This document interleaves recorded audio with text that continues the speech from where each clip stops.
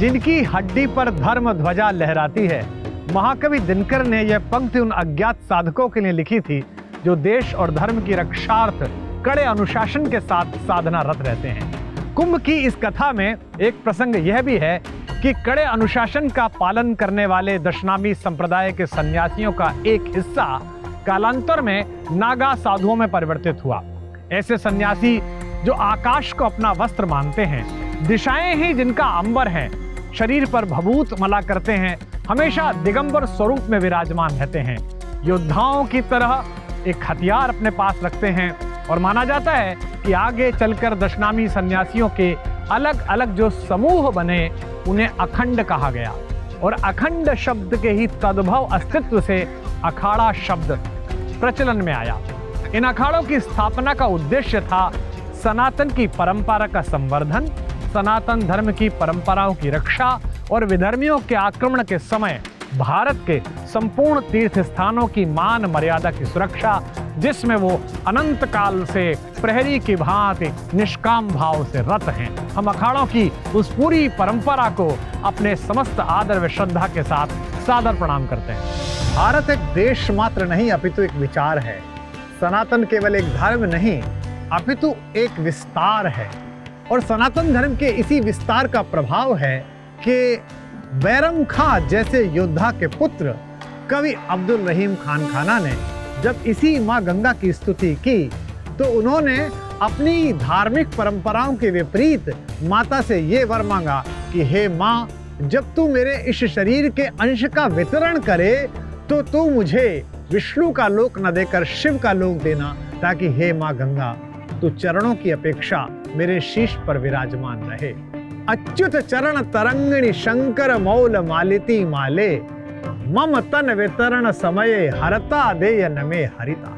यह कहने वाले रहीम की गंगा, छोटे ठाकुर भगवान कृष्ण की लीलाओं से गूंजती हुई यमुना और मेरे आपके संवाद का माध्यम बनी माता सरस्वती के इस पवित्र संगम पर आयोजित यह महाकुंभ अपने आप में विस्तार है वेदांत का, अपने आप में दर्शन है सांख्य का, अद्वैत की उस अवधारणा का जिसे एक ऐसे युग पुरुष ने, एक ऐसे भगवत व्यक्तित्व ने गुंजायमान किया जिनके कारण सनातन की पताका विश्व में ऊंची लहरती है। आद्य शंकराचार्य की उपस्थिति मात्र से यह कुंभ उनकी आभा से गूंज उठता है। उन्हीं के द्वारा स्थापित दशनामी संप्रदाय और इन्हीं अखाड़ों के महत्व से कुंभ की गाथा चलती है।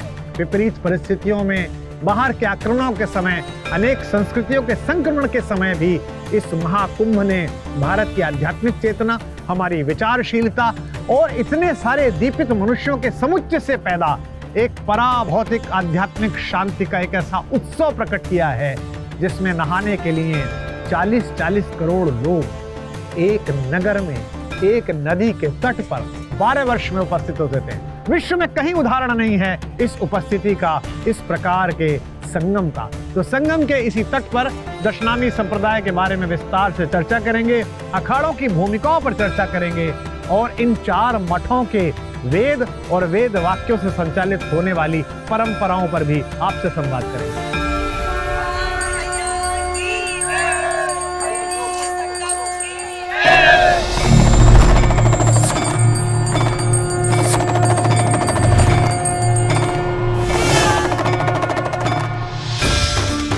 महाकुंभ में जुटे लाखों साधु सन्यासी, नागा, अघोरी, आचार्य, महंत, मठ मठाधीश कौन है? इनके नाम, इनकी पहचान अलग अलग क्यों है और महाकुंभ से इनका क्या संबंध है?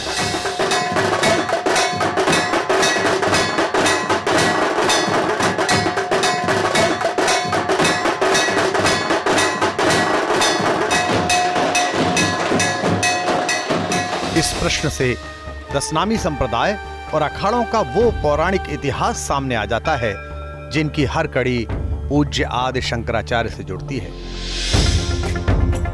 आदि शंकराचार्य जी ने ही 4 मठों से 10 संप्रदायों को जोड़कर सनातन धर्म की रक्षा की अद्भुत व्यूह रचना की। ये 10 संप्रदाय हैं वन, अरण्य, सरस्वती, भारती, पुरी, तीर्थ, आश्रम, गिरि पर्वत और सागर। 4 कुंभ का और 4 मठों का ये तो एक तात्पर्य है। देखिए, प्राकृतिक आधार पर आप देखेंगे वो 4 मठों की संकल्पना जो थी वो इन 4 स्थानों के आधार पर भी हुई थी, क्योंकि जब अमृत मंथन के पश्चात कलश ले जाते समय जहाँ जहाँ पर अमृत कलश हल्का है वहाँ पर कुंभ का है, तीसरी जगह सिंहस्थ का है, और इन सभी जगहों के अधीन, इन सभी जगहों को इनके भौगोलिक परिवेश के आधार पर एक एक मठ के अधीन भारत को माना गया। तो 4 कोनों के 4 मठ जो है सनातन वाङ्मय के एक 4 स्तंभ है जिनको आदिगुरु शंकराचार्य ने स्थापित किया है। दशनामी में तीर्थ और आश्रम पद के सन्यासी शारदा मठ से संबद्ध किए गए हैं, जबकि गोवर्धन मठ से वन और अरण्य को जोड़ा गया है। श्रृंगेरी मठ से सरस्वती, पुरी और भारतीय संप्रदाय संबद्ध है। वहीं ज्योतिर्मठ से गिरि, पर्वत और सागर संप्रदाय के सन्यासी जुड़े हुए हैं। दशनामी संप्रदाय से जुड़े सन्यासी संयमित जीवन जीते हैं। भिक्षाटन, ईश्वर का ध्यान और साधना उनकी दिनचर्या का हिस्सा है।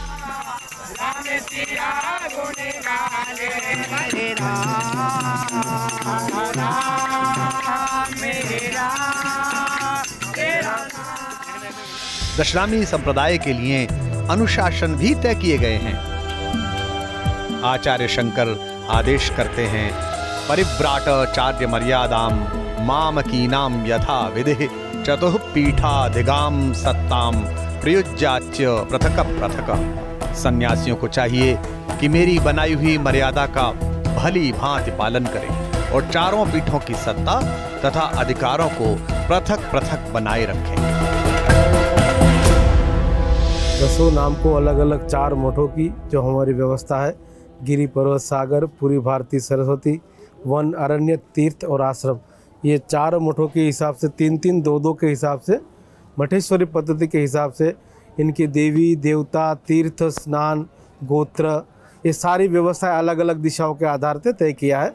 और उसी के मानक पर, उसी के मापदंडों के आधार पर हमारे सारे अखाड़ों के सन्यासी रहते हैं और इसी आधार पर अपना आगे की व्यवस्था करते हैं सनातन के प्रचार प्रसार की। आदि शंकराचार्य जी ने दशनामी के 10 संप्रदायों को अलग अलग दायित्व सौंपे। ये दायित्व उनकी उपाधि और नाम के अनुरूप ही तय किए गए।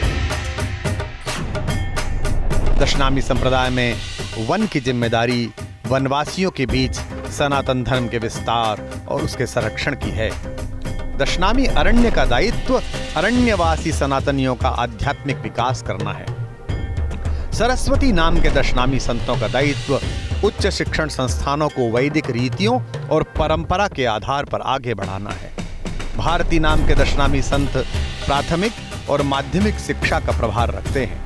पुरी नाम के दशनामी संतों की यह जिम्मेदारी है कि जगत की सप्तपुरी, सूक्ष्म और कारण शरीर की 8 आध्यात्मिक पुरियों के उत्थान की व्यवस्था करें। तीर्थ नाम के संतों का काम तीर्थ की पवित्रता और मर्यादा बनाए रखने का है। आश्रमों की व्यवस्था बनी रहे, इसका दायित्व आश्रम उपनाम के संतों का है। गिरि यानी कि छोटे पर्वत और उनके वासी सुरक्षित रहें, इसका प्रभार गिरि संतों पर है। बड़े बड़े पर्वत सुरक्षित रहें, पर्वतों से आच्छादित देश की सीमाएं सुरक्षित रखने की जिम्मेदारी पर्वत नाम के दशनामियों पर है। सागर सुरक्षित रहें और सागर से जुड़ी देश की सीमा सुरक्षित रहे, सागर संपत्ति सुरक्षित रहे, इसका ध्यान सागर संतों को रखना होगा। जैसे चारों दिशाओं के मठ है, पूर्व, पश्चिम, उत्तर, दक्षिण, तो उसी हिसाब से पूर्व में जो है ना 5-6 राज्य आते हैं, दक्षिण में भी 6-7 राज्य आते हैं, पश्चिम में भी ऐसे राज्यों के हिसाब से उनका क्षेत्र अधिपति तो भूखंड तक जाएगा जहाँ तक उनकी सीमाएं हैं। और उसी सीमा के अंदर धर्म का प्रचार प्रसार, यज्ञ इत्यादि जो भी ऐसा सनातन का कोई भी बड़ा कार्य हो, उसी आधार पर जो जिस क्षेत्र के जो हमारे मंडल बने हुए हैं आपस में, ऐसे अलग अलग प्रांतों के संतों की एक समूह बनी हुई है जो अखाड़ों के अंडर में नीचे काम करती मंडल। जिनकी हड्डी पर धर्म ध्वजा लहराती है, महाकवि दिनकर ने यह पंक्ति उन अज्ञात साधकों के लिए लिखी थी जो देश और धर्म की रक्षार्थ कड़े अनुशासन के साथ साधनारत रहते हैं। कुंभ की इस कथा में एक प्रसंग यह भी है कि कड़े अनुशासन का पालन करने वाले दशनामी संप्रदाय के सन्यासियों का एक हिस्सा कालांतर में नागा साधुओं में परिवर्तित हुआ। ऐसे सन्यासी जो आकाश को अपना वस्त्र मानते हैं, दिशाएं ही जिनका अंबर है, शरीर पर भभूत मला करते हैं, हमेशा दिगंबर स्वरूप में विराजमान रहते हैं, योद्धाओं की तरह एक हथियार अपने पास रखते हैं और माना जाता है कि आगे चलकर दशनामी सन्यासियों के अलग अलग जो समूह बने उन्हें अखंड कहा गया और अखंड शब्द के ही तद्भव अस्तित्व से अखाड़ा शब्द प्रचलन में आया।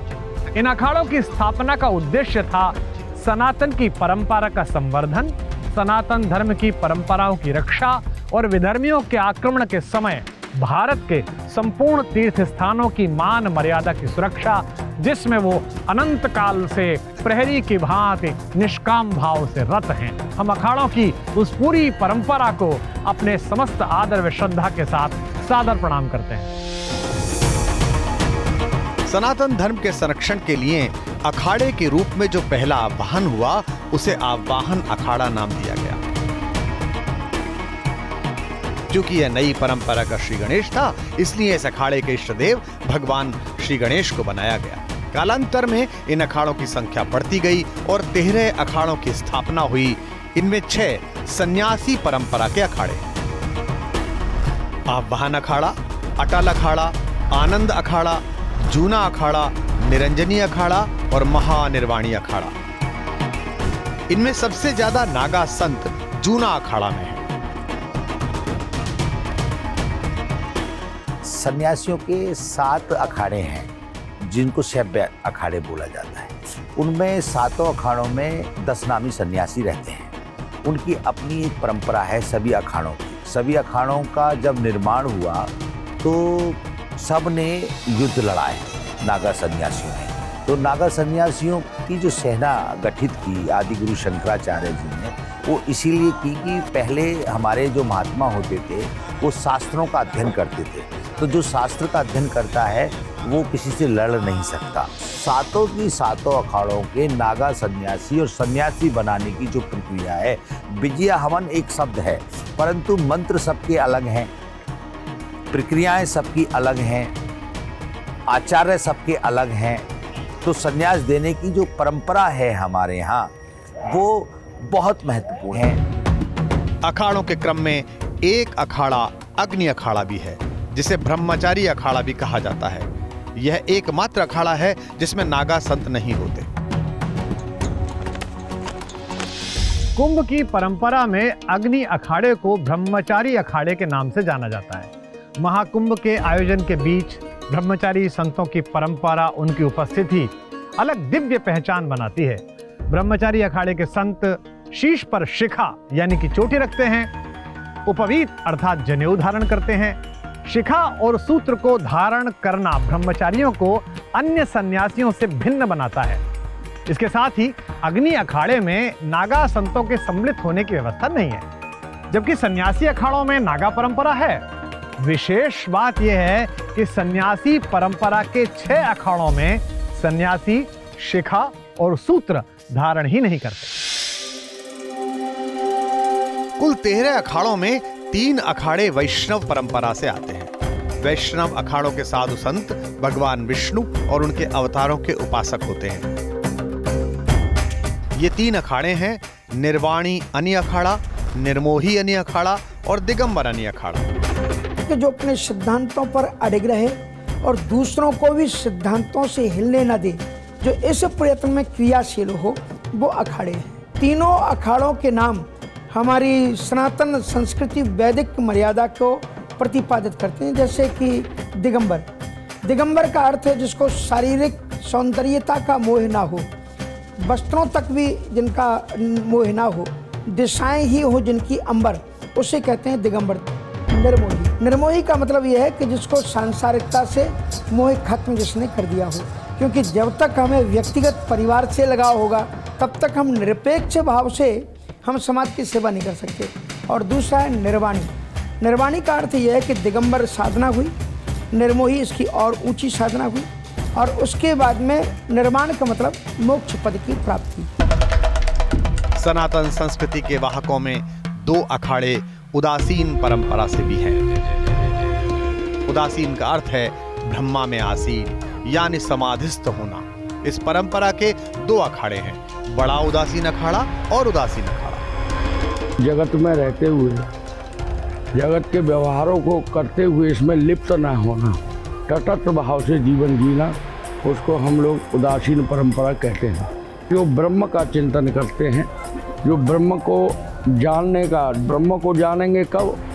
जब अपने अंतर की यात्रा करेंगे, अपने आत्म स्वरूप को जान लेना, यही जो है ब्रह्म तक पहुंचने का एक मार्ग है।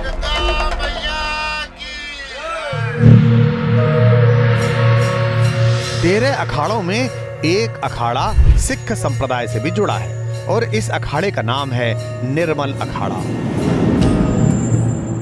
निर्मल अखाड़े का भी लंबा और गौरवशाली इतिहास रहा है। निर्मल परंपरा ये है कि हम श्री गुरु ग्रंथ साहब जी का हमारे यहाँ प्रकाश होता है और हमारा इष्ट देव भी श्री गुरु ग्रंथ साहब है। और हमारे निर्मल इसलिए हैं कि हमारे यहाँ कोई भी नशा हम आने नहीं देते अंदर। हमारे यहाँ बिल्कुल वर्जित है, नशों के बिल्कुल हम खिलाफ हैं और पूजा पाठ में हम विश्वास करते हैं और बाह्य आडंबर में हम विश्वास नहीं करते। महाकुंभ के दौरान अखाड़ों की गौरवशाली परंपरा की झलक स्पष्ट दिखाई देती है। महाकुंभ के दौरान अखाड़ों के सबसे बड़ा पद यानी आचार्य महामंडलेश्वर स्वयं वहां उपलब्ध होते हैं। महामंडलेश्वर के निर्देशन में ही अखाड़े का संचालन होता है। आचार्य महामंडलेश्वर के बाद महामंडलेश्वर का पद होता है। महामंडलेश्वर मठ के संचालन और महाकुंभ के आयोजन में अपनी महत्वपूर्ण भूमिका निभाते हैं। प्रयागराज महाकुंभ के आयोजन में इनकी महती भूमिका स्पष्ट देखी जा सकती है। जब कुंभ होता है तो सभी अखाड़ा यहाँ उपस्थित होते हैं। सभी अखाड़ा यहाँ अखाड़ों का अखाड़ा बनता है और अपने अपने सभी जितने भी भारत में साधु संत हैं वो किसी न किसी अखाड़े से जुड़े होते हैं। साथ में 13 जो अखाड़े होते हैं वो उनके लिए सरकार भी कुंभ के लिए भारी व्यवस्थाएं करती हैं और सारे संत वहाँ उपस्थित होते हैं, अखाड़ा उपस्थित होते हैं। उनके बगैर अधूरा है मेला, कुंभ अधूरा है। उसमें आपको अच्छे बुरे और योगी, बहुत तरह के संत, बहुत तरह के ऋषि, बहुत तरह के साधक आपको देखने को मिलेंगे। उनका प्रभाव इतना बढ़ जाता है कि वहाँ की आभा, वहाँ की चमक एकदम बदल जाती है।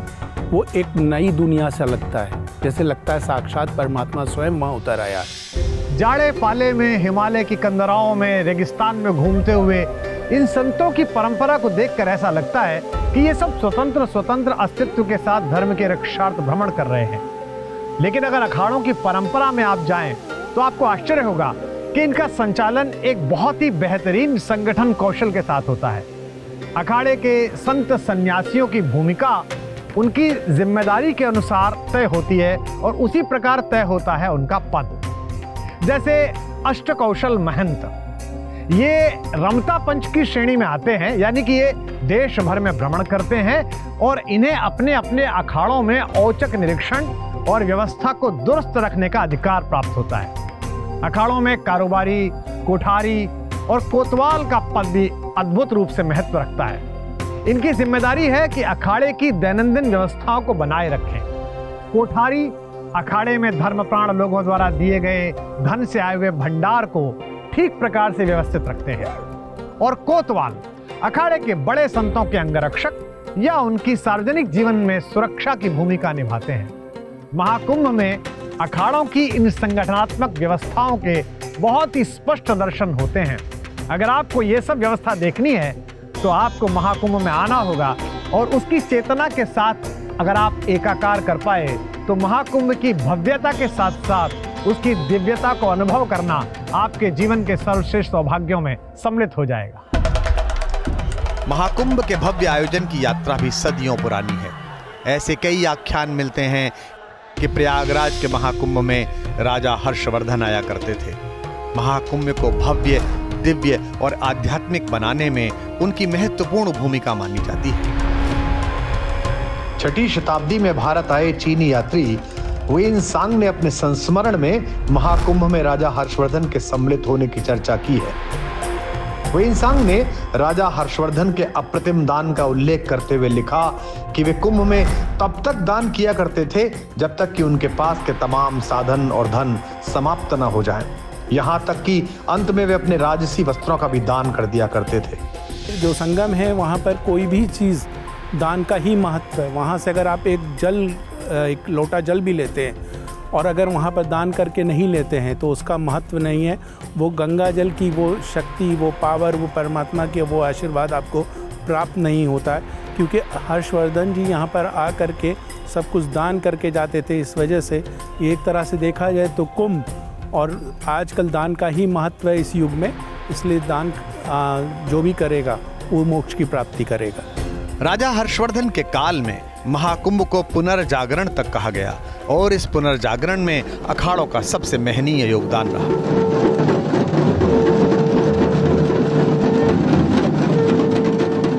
प्रदर्शन से दूर धर्म और दर्शन की साधना में रत रहने वाले साधु संत जब इन पुलों से गुजरते हैं उस विहंगम यात्रा को पेशवाई कहते हैं। इसकी परंपरा प्रारंभ हुई नासिक के महाकुंभ में, जहां धर्म की रक्षा के लिए सदैव प्रस्तुत रहने वाले पेशवा राजाओं ने साधु संतों के नगरी में आगमन को राजकीय उत्सव के तौर पर मनाया।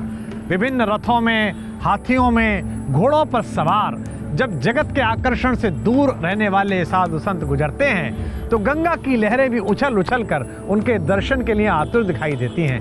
वह विहंगम दृश्य पेशवाई कहलाता है। पेशवाई के बहुत सारे रंग महाकुंभ में खिल उठते हैं।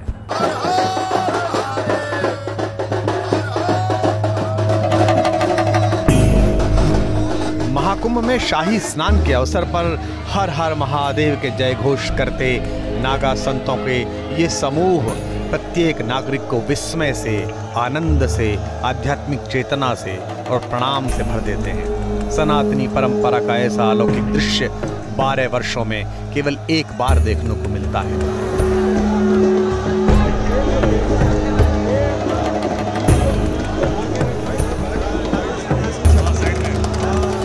भस्म भभूत से लिपटा हुआ शरीर, लंबी जटाएं, चेहरे पर सन्यासी जीवन का ओज और हाथों में अस्त्र शस्त्र। बीते 1500 साल में दुनिया बदल गई, लेकिन नागा संतों की परंपरा आज भी अक्षुण्ण दिखाई देती है।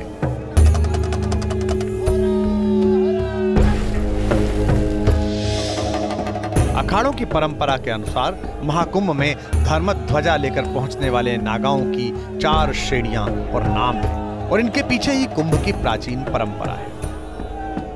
नागा संतों को राजा राजेश्वर, बर्फानी, खिचड़िया और खूनी नागा के नाम से जाना जाता है। जिन संतों को प्रयागराज के महाकुंभ में नागा दीक्षा दी जाती है उन्हें राज राजेश्वर नागा कहा जाता है। जिन संतों को हरिद्वार महाकुंभ में नागा दीक्षा दी जाती है उन्हें बर्फानी नागा कहा जाता है। जिन संतों को उज्जैन महाकुंभ में नागा दीक्षा मिलती है उन्हें खूनी नागा और नासिक महाकुंभ में दीक्षा पाने वाले संतों को खिचड़िया नागा कहा जाता है। महाकुंभ में नागा परंपरा का सम्मान इसलिए भी ज्यादा है क्योंकि इन्हें सनातन की रक्षा के लिए संघर्षरत योद्धा के रूप में विश्व मानता है। इनके शौर्य ने ही सनातन की पताका किसी भी विधर्मी के शासन में कभी झुकने नहीं दी। नागा सन्यासियों का शौर्य जितना कहे उतना कम है। 565 से ज़्यादा राजा थे और उन सबकी एकजुटता के अभाव के चलते हुए मध्यकाल के आक्रांतों ने हमारे भारत के ऊपर कब्जा किया था। ऐसे समय पे नागा साधुओं ने एक क्रांति का ऐलान करा जो कि विश्व के इतिहास के अंदर 1780 की सन्यासी रेबेलियन के रूप में, सन्यासी क्रांति के रूप में स्थापित है। नागा सन्यासी का प्रथम चरण है मुंडन संस्कार। मुंडन संस्कार और पिंडदान, क्योंकि सन्यासग्रस्त जीवन में पिंडदान मरने के बाद होता है और सन्यास जीवन में पिंडदान जीवित ही हो जाता है। ऐसा माना जाता है कि सन्यास जीवन में आने के बाद वह व्यक्ति मृतक समतुल्य है, नीरस जीवन है उसका, स्वरस नहीं है, उसे नियमानुसार कोई स्वाद की आवश्यकता नहीं है। राम राम, स्वागत है आपका इस अंक में जहां हम महाकुंभ की इस विराट आध्यात्मिक यात्रा के प्रसंग पर्व सुना रहे हैं। यह केवल हम सबके पवित्र होने का पर्व नहीं है, यह इस गंगा माता के भी पवित्रतम होने का पर्व है। पृथ्वी पर जब माँ ने अपना पदार्पण किया, अच्युत चरण तरंगों की भांति जब वे पृथ्वी पर आईं तो उन्होंने भगवान विष्णु से पूछा कि पृथ्वी तो कर्म से भरे हुए प्राणियों का निवास स्थान है और मुझ में नहाकर अपने कर्मों को धोते धोते वे तो पुण्य प्राप्त कर जाएंगे, पर मैं उनके पाप कर्मों से मलिन हो जाऊंगी। मेरी इस पुनर्मुक्ति का क्या उपचार है? भगवान विष्णु ने कहा, आप चिंता न करें। जितने भी वर्ष 12 वर्षों तक आप मनुष्य जाति के पाप कर्मों का वहन करेंगी, लेकिन 12 वर्षों बाद आपके तट पर इतने तपस्वी, साधु, संत, ऐसे पूर्ण व्यक्तित्व वहां पर इकट्ठे होंगे जो अपने स्नान से, अपनी ऊर्जा से आपको और अधिक ऊर्जास्वित करेंगे, आपकी पवित्रता में श्री वृद्धि करेंगे। तो ये केवल मनुष्य नहीं, गंगा की पवित्रता का भी पर्व है। कालांतर में महाकुंभ के स्वरूप में कैसे परिवर्तन होता गया और इतिहास के कालखंड में आने वाली चुनौतियों का स्वागत और सामना इस आध्यात्मिक चेतना के सबसे दिव्य पर्व ने कैसे किया, ये कहानी सुनाएंगे आपको इस अंक में। रहिए हमारे साथ, चलते हैं संगम की यात्रा पर।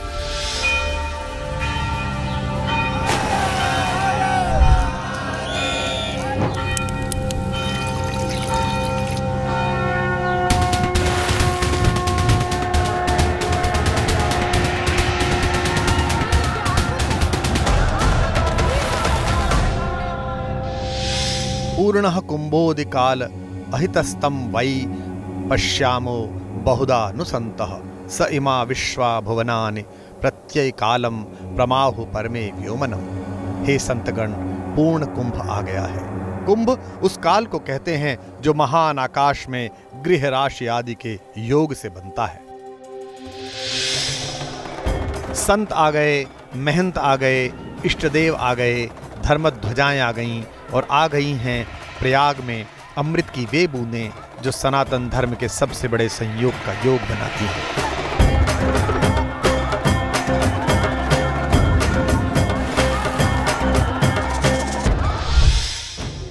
प्रयागराज महाकुंभ की आभा से दीप्तमान हो रहा है। गंगा की लहरें आध्यात्मिक आनंद की अटखेलियों में मग्न हैं। महान अक्षयवत की छाया में मां यमुना आनंदित हो रही हैं और सरस्वती के जीवंत स्वरूप में संतों के अमृत वचन संतों के आगमन के साथ ही स्पष्ट हो चुके हैं। जगतकर्ता ब्रह्मा की यज्ञस्थली में अनुष्ठान आरंभ हो चुके हैं। सदियों की यात्रा में महाकुंभ ने परिवर्तन के कई दौर देखे, लेकिन महाकुंभ का महान उत्सव न कभी थमा और न ही इससे जुड़ी कोई परंपरा टूटी। प्रयागराज में कुंभ हो रहा है, ये अमृत की प्राप्ति के लिए हो रहा है।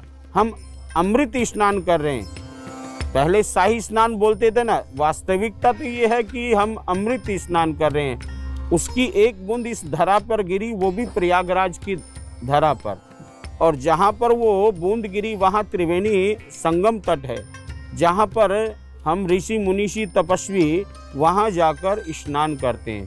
ये अनादिकाल की परंपरा है। इसी परंपरा में हम यहाँ कल्पवास भी करते हैं। प्रयाग की पावन धरा पर महाकुंभ लगा हुआ है। ऐसे महाकुंभ में कहाँ कहाँ से देश विदेश से लोग यहाँ पर केवल भारत की संस्कृति और सभ्यता को जानने का, समझने का प्रयास कर रहे हैं। साल 1942 में भारत छोड़ो आंदोलन के दौरान स्वतंत्रता सेनानी अंग्रेजी हुकूमत से लोहा ले रहे थे। दूसरी तरफ द्वितीय विश्व युद्ध की चपेट में पूरा विश्व था। ऐसे कठिन समय में भी प्रयागराज में महाकुंभ का आयोजन हुआ। इस दौरान तत्कालीन वायसराय और भारत के governor general Lord Linlithgow Prayagraj पहुंचे। वे प्रयागराज में जुटे पूरे भारत के जन सैलाब को देखकर दंग रह गए।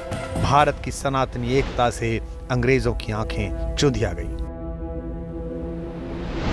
अंग्रेजों ने एक बार कभी इस पर प्रतिबंध लगाया था। मालवीय जी ने इसका विरोध किया और वे खुद इसी बैरिकेटिंग को तोड़ करके गंगा स्नान के लिए हुए थे। नेहरू जी ने भी उनका साथ दिया था। जब पंडित मदन मोहन मालवीय जी के साथ यहाँ के उस समय 1942 में वायसराय आए तो उन्होंने पूछा कि अरे पंडित जी, इतनी भीड़ और ये कैसे, कितना पैसा लगता होगा, कैसे आप लोग करते हैं? तो मुस्कुराए। उन्होंने अपनी जेब से एक पंचांग निकाला। उस समय वो 2 पैसे का होता था और निकाल करके उन्होंने बोला कि कोई पैसा खर्च नहीं हुआ, ये 2 पैसे खर्च हुए हैं। और पंचांग देख करके अपने आप ये सब चल के आते हैं। इस भारतवर्ष पे उस मालिक की यही कृपा है, वह स्वयं उस दिन विराजमान हो जाता है। वो बहुत ही हैरान हुए। साध्य पवित्र हो तो साधन महत्वपूर्ण नहीं रहते। अब तो प्रगति का समय है, सड़कें हैं, हवाई जहाज हैं, सरकारों के प्रयास हैं। लेकिन एक समय वो भी था कि इसी तीर्थराज प्रयागराज के महाकुंभ में बिजली और पक्की सड़क जैसी बुनियादी सुविधाएं होती ही नहीं थी। लेकिन उन दिनों भी कुंभ में लाखों करोड़ों आस्थावानों का हुजूम उमड़ता था। कई लोग तो महीनों की यात्रा करके प्रयागराज पहुंचते थे। अंधेरा होते ही पूरा कुंभ क्षेत्र दियों से, मशालों से और लालटेनों की रोशनी से झिलमिला उठता था। ऐसा लगता था कि सैकड़ों दीपोत्सव इस संगम के तट पर इकट्ठे हो गए हैं। भजनों, कीर्तनों और मंत्रों की गूंज के बीच यह महाकुंभ भक्ति और आध्यात्मिक आनंद से सरोबार हो जाता था। ब्रिटिश राज्य में भी कुंभ की व्यवस्था संभालने के लिए इंग्लैंड से खास तौर पर अंग्रेज अफसर बुलाए जाते थे। कुंभ की यह तस्वीर देश की आज़ादी के साथ बदलने लगी। ब्रिटिश हुकूमत की गुलामी से बाहर आने के बाद स्वतंत्र भारत में जब पहली बार प्रयागराज महाकुंभ का आयोजन हुआ तो लोगों का उत्साह देखने लायक था। महाकुंभ के इस मेले में 1 करोड़ से भी अधिक लोग जुड़े थे। लेकिन तभी दुर्भाग्य से महाकुंभ के दौरान एक भीषण अनहोनी हो गई, जिसका दुख पूरे देश को हुआ। 1954 ये स्वतंत्र भारत का पहला महाकुंभ था। प्रयागराज में आयोजित हो रहे इस आयोजन की पूरी व्यवस्था उत्तर प्रदेश के तत्कालीन मुख्यमंत्री पंडित गोविंद वल्लभ पंत ने संभाली थी। सरकारी अमला महाकुंभ को बुनियादी सुविधाओं से लैस करने में जुटा था। खुद देश के पहले राष्ट्रपति राजेंद्र प्रसाद जी महाकुंभ में सम्मिलित होने के लिए प्रयागराज पहुंच चुके थे। लेकिन महाकुंभ के दौरान ही एक रोज बड़ी अनहोनी हो गई। वह तिथि मौनी अमावस्या की थी। उस दिन महाकुंभ के स्नान के लिए प्रयागराज में लाखों लोग जुटे थे। भारत के प्रथम प्रधानमंत्री पंडित जवाहरलाल नेहरू ने भी मौनी अमावस्या के दिन संगम तट पर स्नान किया। लेकिन इसी बीच गंगा तट पर एक हाथी के भड़कने से बड़ी भगदड़ मच गई। हालात नियंत्रण से बाहर हो गए और भगदड़ में 500 से अधिक लोगों ने अपनी जान गंवा दी। उस समय की कई मीडिया रिपोर्ट में यह आंकड़ा 800 तक बताया गया। उस समय के जो प्रधानमंत्री थे नेहरू जी, जब वो यहाँ आए और उस समय हाथी घोड़े भी जाते थे अंदर और कोई साधन था नहीं, तो जब लोगों को पता लगा कि प्रधानमंत्री भी यहाँ आए हैं तो लोग भागे। और उस समय जो हाथी थे, जो उस समय वहाँ घोड़े थे, वो बिदके और एक दूसरे के ऊपर उस समय बहुत सी जानें गई। इस भीषण हादसे ने न केवल पूरे देश को व्यथित किया, बल्कि आजादी के बाद के इस पहले महाकुंभ में हुए इस कष्ट से संतों का हृदय भी द्रवित हो गया। व्यवस्था संभालने वाले अखाड़े ने, समस्त अखाड़ों ने मिलकर कुछ निर्णय लिए, जैसे मुख्य स्नान के दिन संगम पर वीवीआईपी लोगों का प्रवेश प्रतिबंधित किया गया, हाथियों का आगमन कुंभ में वर्जित किया गया। लेकिन अन्य व्यवस्थागत निर्णय भी अखाड़ों ने इस बार लिए, जो बड़े निर्णय थे, जिनसे महाकुंभ की दशा, दिशा और व्यवस्था तीनों आने वाले समय के लिए बदलने वाली थी। साल 1954 में ही सनातनी परंपरा से जुटे सभी अखाड़ों ने एक संगठन बनाया और उसे नाम दिया गया अखिल भारतीय अखाड़ा परिषद। अखाड़ा परिषद में सभी अखाड़ों से 2-2 सदस्य लिए गए, यानी 13 अखाड़ों से 26 संतों की पूरी व्यवस्था बनाई गई। अखाड़ों का संगठन बनाने का सबसे बड़ा उद्देश्य यही था कि सभी हिंदू संप्रदाय और अखाड़ों की एकता को एक झंडे के नीचे लाया जा सके। अखिल भारतीय अखाड़ा परिषद का उद्देश्य यही था कि किसी अखाड़े में मतभेद ना हो, सब अखाड़े सामान्य रहें और कोई अखाड़ा बड़ा या छोटा ना हो। इसको लेकर हम सब अखाड़ों ने मिलकर एक समूह बनाया कि अखाड़ा परिषद, और जिसका गठन किया गया, जिसमें चुनाव प्रक्रिया हुई। चुनाव के भाव से अध्यक्ष, महामंत्री, सचिव, कोषाध्यक्ष और मीडिया प्रभारी, ये सब की नियुक्ति की गई कि सभी अपना अपना काम अपने अपने दायित्व के अनुसार संपूर्ण कर सके। दरअसल सनातन परंपरा के इतिहास में एक समय ऐसा भी आया जब शैव और वैष्णव संप्रदाय में मतांतर आने लगे। मत भिन्नता इतनी बढ़ गई कि कई बार बात संघर्ष तक पहुंच गई। ऐसे विवादों का असर कुंभ के आयोजन पर भी पड़ने लगा। लेकिन अखिल भारतीय अखाड़ा परिषद बनने के बाद स्थिति बदली, सामंजस्य बढ़ने लगा।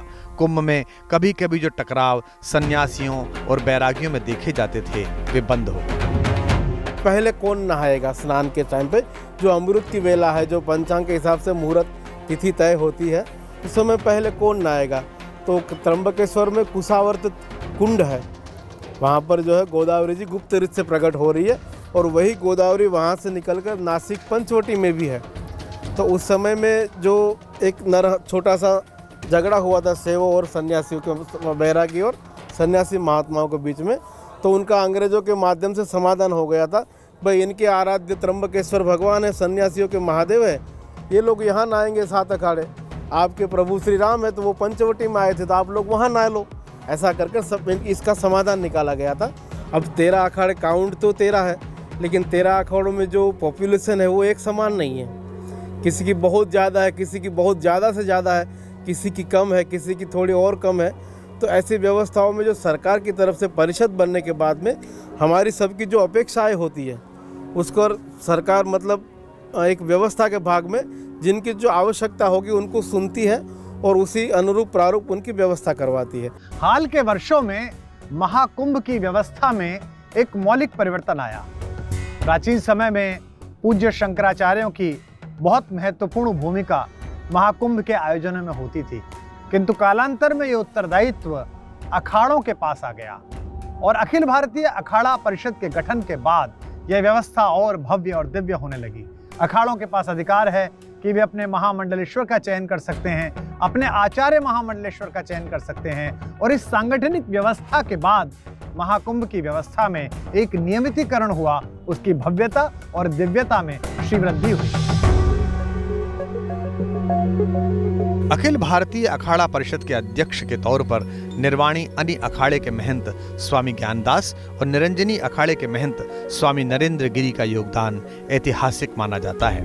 महंत ज्ञानदास जी की अध्यक्षता में अखाड़ों का वैभव बढ़ा और इसी दौरान कुंभ में कुछ नए और अभिनव और बड़े प्रयोग हुए।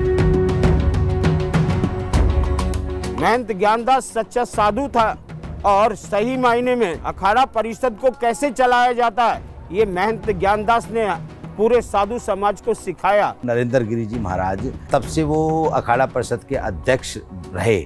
उस समय के बाद अखाड़ा परिषद की अपनी एक गरिमामयी उपस्थिति रही और लोग अखाड़ा परिषद से को जानने लगे। उससे पहले अखाड़ा परिषद कार्य करता था, परंतु लोग समाज के लोग उतना नहीं जानते थे। उनके कार्य करने की एक इच्छा, प्रबल इच्छा समाज सेवा, साधु सेवा की इतनी विराट रूप में लोगों के सामने आई कि अखाड़ा परिषद जो अस्तित्व में था वो अस्तित्व के साथ साथ व्यक्तित्व में भी आ गया। 2006 के प्रयागराज अर्धकुंभ में जूना अखाड़े ने 2 नई परंपराओं का प्रारंभ कर पूरी दुनिया को अचंभित कर दिया। 2006 ही वो साल था जब जूना अखाड़े के महामंडलेश्वर महायोगी पायलट बाबा ने विदेशी और महिला महामंडलेश्वर की परंपरा प्रारंभ की। 2006 के महाकुंभ में जापान की पूर्व पत्रकार केको आइकावा को जूना अखाड़े का महामंडलेश्वर बनाया गया। महामंडलेश्वर बनाने के बाद उन्हें कैला माता का नाम दिया गया।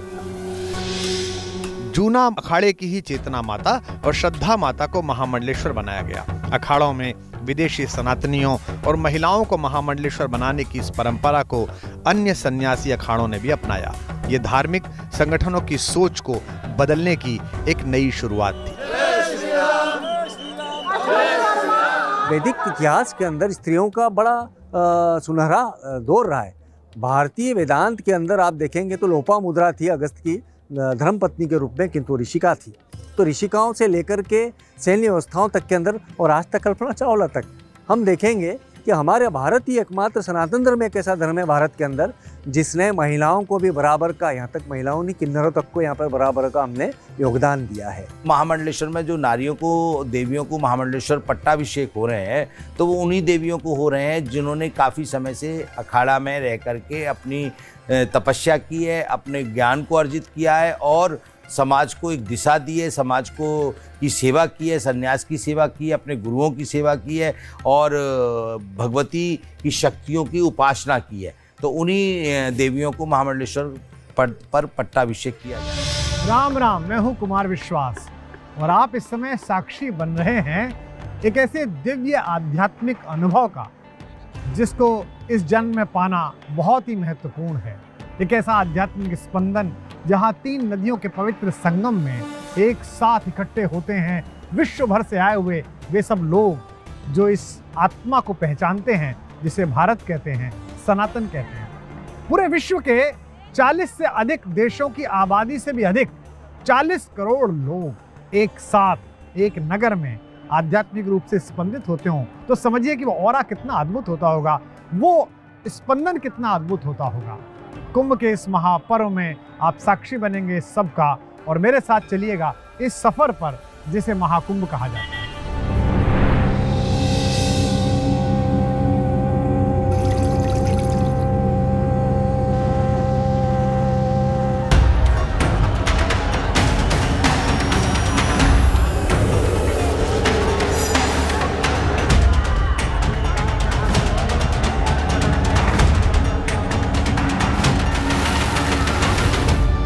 सितासिते यत्र तरंग चामरे नद्यो विभाते मुनिभानु कन्यके नीलात्पत्रम वटएव साक्षात सतीर्थराजो जयति प्रयाग। जहाँ गंगा और यमुना जी के नीले और सफेद रंग की चंवरें हैं तथा अक्षय वट है जिनके नीले रंग का छत्र है, ऐसे तीर्थराज प्रयाग की जय हो।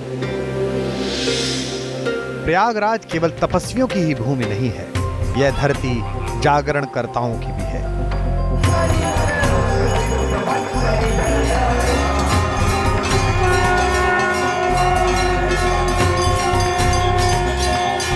ये वही प्रयागराज है जहां से कुमारिल भट्ट ने जगत को सनातन का सार समझा दिया। यहीं से आचार्य शंकर जी की दिग्विजय यात्रा की सफलता का मार्ग प्रशस्त हुआ। प्रयागराज में ही मेरे मर्यादा पुरुषोत्तम भगवान राम को वनवास काल को सार्थक बनाने का मार्ग मिला। कुंभ की धरती प्रयागराज की यही विशेषता है कि वो अनादिकाल से मार्गदर्शक की भूमिका निभाता चला आ रहा है। महाकुंभ के महोत्सव के जरिए प्रयागराज आज फिर एक बड़ी भूमिका के लिए प्रस्तुत है।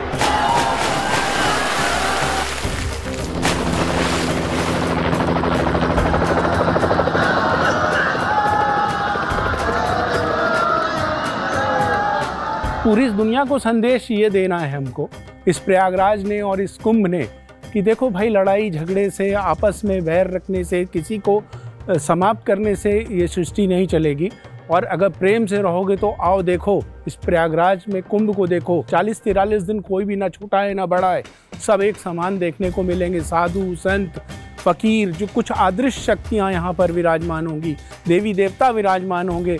और गंगा का जल इतना पवित्र हो जाता है क्योंकि बड़े बड़े ऋषि मुनि भी उस पर खड़े होकर साधना और प्रार्थना करते हैं। तो जो मंत्रों का प्रभाव होता है वो पूरी दुनिया के लिए मांगते हैं। हम क्या कहते हैं, सनातन धर्म ने अपने लिए कभी नहीं मांगा, पूरी दुनिया के लिए संदेश है कि अगर आप सब एक रहोगे तो परमात्मा की हमेशा आपके ऊपर कृपा बरसेगी। महाकुंभ केवल आध्यात्मिक नहीं बल्कि एक सामाजिक महापर्व है। ये ऐसा महासंयोग है जिसमें सनातन धर्म की प्रत्येक पूजा पद्धति से जुड़े साधक महाकुंभ में पहुंचते हैं। क्या शैव, क्या शाक्त, क्या गणपत्य, कुंभ की भूमि पर आकर हर तरह की सीमा का शमन हो जाता है। महाकुंभ के वैभव दशनामी अखाड़ों को ही देखें तो उनमें भिन्नताओं के न जाने कितने सोपान बसे हुए हैं। बावजूद इसके सदियों से इन्होंने कुंभ को सजाया और संभाला हुआ। हमारे सनातन में छोटी बड़ी अलग अलग पूजा पद्धति जो अपने अपने इष्ट को पाने के लिए, रुझाने के लिए, मनाने के लिए।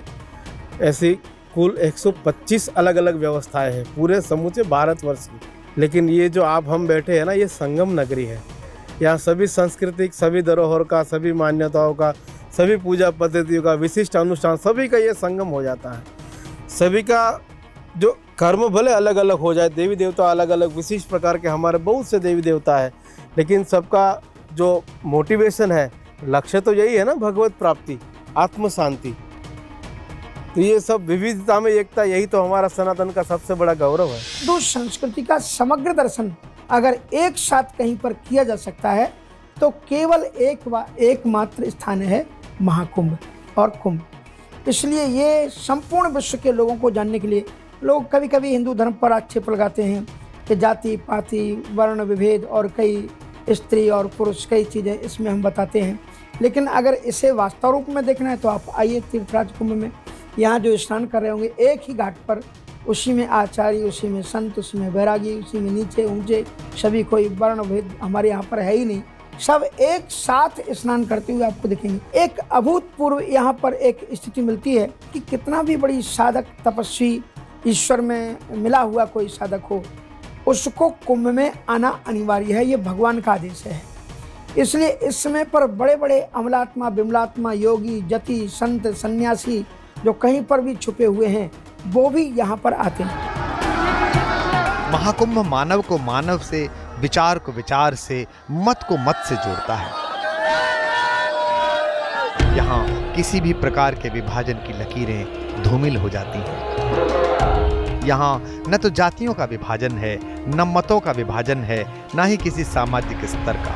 महाकुंभ में आने वाले प्रत्येक व्यक्ति के अंदर एक जिज्ञासा है, एक श्रद्धा है, सनातन धर्म के प्रति एक समर्पण है। और कुंभ की यही महनीय विशेषता पूरी दुनिया को कुंभ से जोड़ देती है।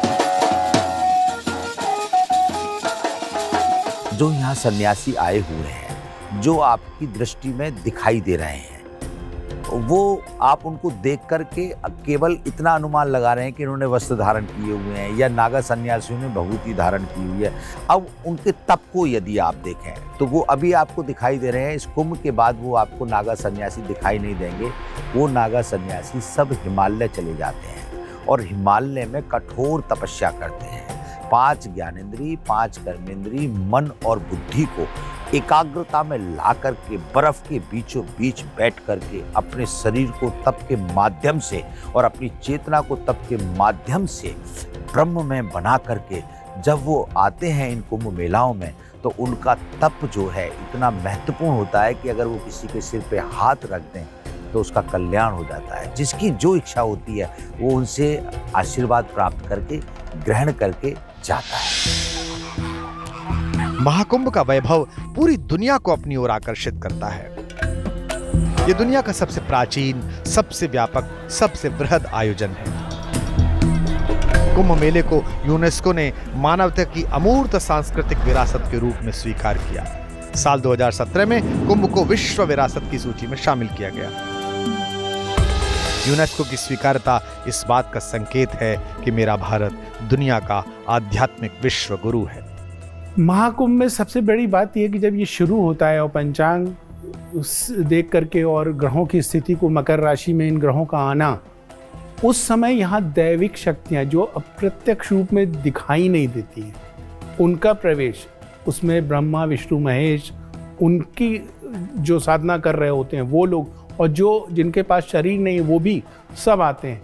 तो यहाँ पर एक चुंबकीय शक्ति का पैदा होती है, जिसके वजह से, क्योंकि आत्मा आत्मा से खींच के आती है और उनकी आत्मा में इतना प्रभाव है, क्योंकि वो वहाँ तक परमात्मा तक नहीं पहुँच सके, लेकिन उससे बात करने की उनके पास क्षमता होती है।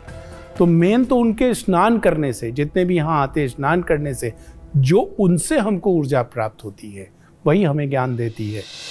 इस महाकुंभ के कथा प्रसंग अद्भुत हैं, अनादि हैं। ऐसी एक कथा है तीर्थराज प्रयागराज में यमुना जी के तट पर अवस्थित अक्षय वट की। अक्षय वट भी सनातन धर्म की तरह, महाकुंभ की तरह अनादि है, उसकी कथा भी अनादि है। करारविंदेन पदारविंदम मुखारविंदे विनिवेशयन्तम वटस्य पत्रस्य पुटे शयानम बालम मुकंदम मनसा स्मरामि। अर्थात मैं कमल रूपी हाथ से पकड़कर कमल रूपी पैरों के अंगूठे को कमल रूपी मुख में डालते हुए अर्थात उसे चूसते हुए वट वृक्ष के पत्तों पर शयन करने वाले बालक मुकुंद अर्थात भगवान कृष्ण को मन से स्मरण करता हूँ। प्रयागराज में यमुना तट पर विद्यमान है अक्षय वट, वही अक्षय वट जिसे भगवान विष्णु ने प्रलय काल में अपना आश्रय स्थल बनाया था। ऐसी मान्यता है कि अक्षय वट के दर्शन मात्र से ही अक्षय पुण्य की प्राप्ति होती है। चीनी यात्री ह्वेनसांग प्रयागराज आने पर अक्षय वट के बारे में विस्तार पूर्वक लिखता था। नगर में एक देव मंदिर स्थित है।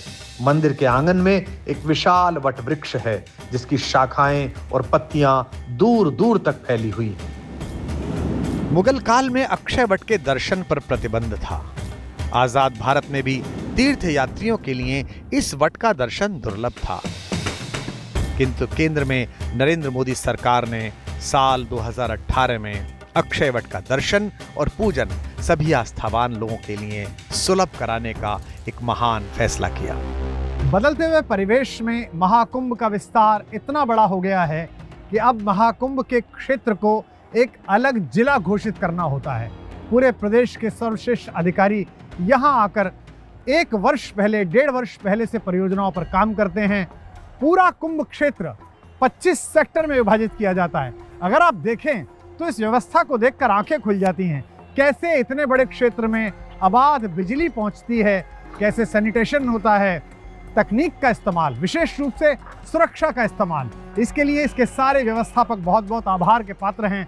मैंने अनेक अधिकारियों से बात की, मैंने माननीय मुख्यमंत्री जी से बात की और तमाम जो इसमें काम में लगे हुए लोग थे उनसे बात की।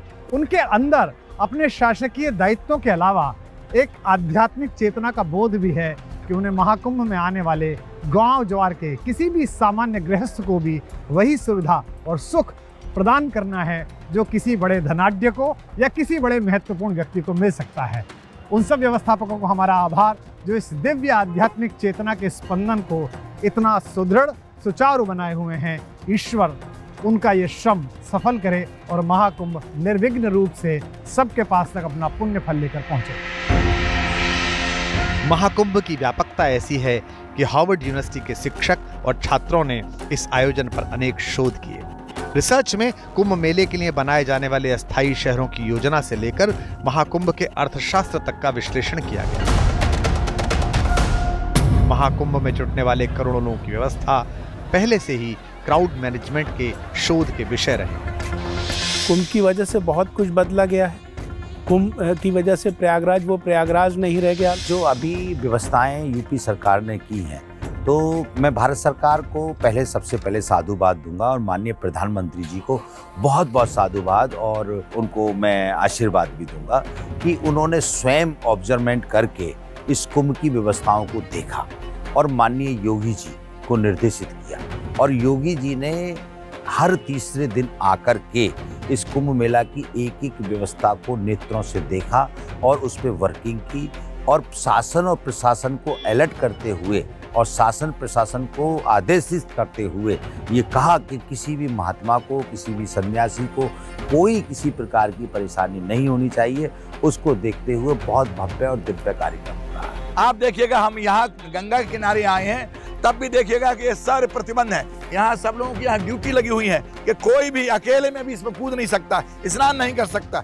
इतनी बारीकी का भी ध्यान रखा है। ये बल्लियाँ लगी हैं, कोई इस तरफ नहीं आ सकता। जहाँ स्नान का समय जगह है वहाँ स्नान करें। ये दुनिया के लोग इस बात को आश्चर्यचकित हो जाते हैं कि वास्तव में भारत में यदि कोई कुंभ या कोई धार्मिक सनातनी कार्यक्रम होते हैं तो आधभर और ऐतिहासिक होते हैं।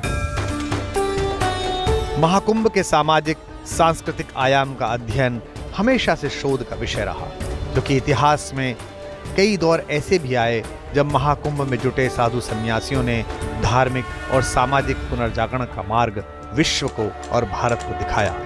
आज 21वीं सदी की आधुनिकता में सनातन धर्म की धारा में नए प्रवाह के लिए महाकुंभ हमारे अग्रणी मार्गों को प्रशस्त कर सकता है और आज की युवा पीढ़ी इसके वाहक बन सकते हैं। अब डिजिटल के माध्यम से, सन्यासियों के प्रवचन के माध्यम से, सन्यासियों के दर्शन के माध्यम से उनको उनके आचरण में ऐसा भाव आ रहा है कि सनातन ये है। तो सनातन क्या है, जो जिज्ञासा उनके अंतःकरण में आती थी, आज वो सन्यासियों के प्रवचन से, सन्यासियों के दर्शन से उनको पता लग रहा है ये सनातन है। तो संस्कारित हो रहा है युवा वर्ग, सम्मानित हो रहा है युवा वर्ग, और सनातन धर्म से जुड़ते हुए अपनी परंपराओं का निर्वाह करना सीख रहा है युवा वर्ग। इस बार विशेष बात यह है इस कुंभ में कि भारतवर्ष के तमाम युवा इस कुंभ में आ रहे हैं और भारतीय संस्कृति को समझने का प्रयास कर रहे हैं। प्रयागराज की जो धरती है और खासकर संगम, ये रिद्धि सिद्धि का क्षेत्र है और आजकल के युवा परमात्मा पे की तरफ ज़्यादा उनका झुकाव हो गया है और इस वजह से उनको अपने आध्यात्मिक परिवार की चीज़ों को जानने का बहुत पर ईश्वर को जानने की बहुत इच्छा है। इसलिए कुंभ की वजह से अगर आप वहाँ जाएं तो आपको नवयुवक ज़्यादा मिलेंगे बशर्ते बुज़ुर्गों से। इसलिए वो एक नई हर व्यक्ति साधना चाहता है और परमात्मा को जानना चाहता है। महाकुंभ में सोशल मीडिया के द्वारा आज के युवा पीढ़ी जो है ना बहुत जोड़ रही है और भी बहुत से लोग जो है ना अभी आपके माध्यम से या उनके माध्यम से यहाँ नहीं पहुँच पा रहे किसी कारणवश, वो लोग वहाँ अपने घर पे बैठे बैठे सनातन के इस विराट का दर्शन कर रहे हैं, वैभव का। तो इसमें भी सबसे बड़ा रोल युवाओं का है। इस महाकुंभ के अनंत पक्ष हैं। इससे पता चलता है कि ये विस्तार का पर्व है, अन्वेषण का पर्व है। इसे सफल बनाने के लिए राज्य सरकार ने और केंद्र सरकार ने अपनी पूरी ऊर्जा लगा दी है। मैं पहुंच गया हूं यहाँ डुबकी लगाने के लिए, इस पवित्र जल का आचमन करने के लिए, जिसकी चेतना के द्वारे पर हमारे पुण्य प्रस्फुटित होते हैं। तो हम सब भी कहें, पुण्य भले महाकुंभ चले। आप सबकी प्रतीक्षा है, आइएगा और स्वयं के जीवन को कृतार्थ कीजिएगा।